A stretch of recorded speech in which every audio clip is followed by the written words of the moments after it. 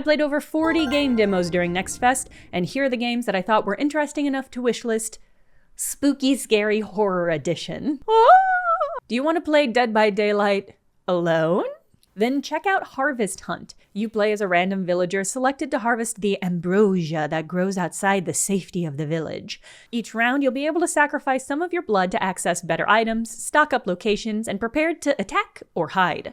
So do you load up on weapons and try to defeat the Devourer, a high-risk but high-reward option? Or focus on setting up detection items and avoiding danger as best you can? There is no shortage of PS1-style low-poly horror games out there, but Crow County, it really stuck out because of the attention to detail and the beautiful design work. In Crow County, the deserted crow-themed amusement park has been abandoned for years, until the arrival of Mara Forest. The demo is packed with eerie riddles and mysteries begging to be uncovered, and the delightful spooky design elements like this fortune-telling hint machine or giant mushroom head just made me really excited to explore this whole horrible park. Eclipsium is a rotoscoped, low-pixel, Windows 95 style-ass game with a surreal, cosmic horror vibe. And the demo had some great, weird style choices. Like here, I was in a cave, I fell down a pit, and then it reloaded me seamlessly back into the starting area. But then it took me immediately to a quick save spot back in the cave. What an incredible way.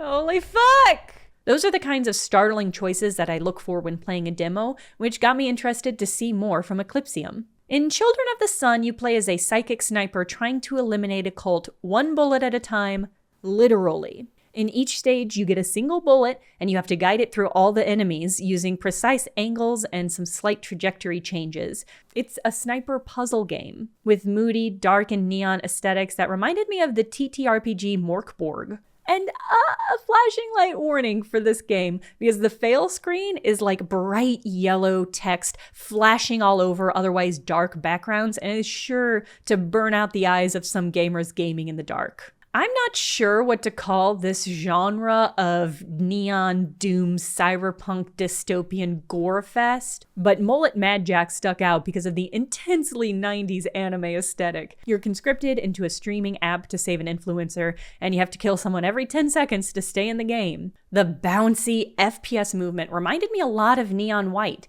and it really encourages you to balance speed with just enough precision to get by. Mouthwashing is another PlayStation-era style throwback horror game, and like the other retro-style games on my list, it really stuck out to me because of the attention to detail. The demo story jumps before and after a catastrophic crash that has stranded 5 people on a spaceship, and it includes a great scene where the characters uncover what it is they've been hauling across space for the past year. Interesting character designs, an unflinching approach to gore, and just great writing. But the most important thing to know about Mouthwashing is that the broken down spaceship has a conversation pit, and if that's not enough to convince you to wishlist this game, I don't know what is.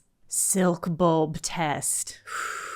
The demo opens with a slideshow of questions, the Silkbulb test, and you have to complete them to progress. It's sort of like if Five Nights at Freddy's was about a kind of like horror Voight-Kampff test. Things get dire quickly, but that doesn't change the fact that you have to keep answering questions. Different horror games will hit you for different intensities of fear, and the fear I felt while playing Silkbulb test was borderline too intense, so consider this one for the hardcore horror fans. Were there any standout horror game demos that you played that I didn't mention? If so, please drop a link in the comments because I would love to play them. And if you want more video game recommendations, check out the indie game version of this in my profile.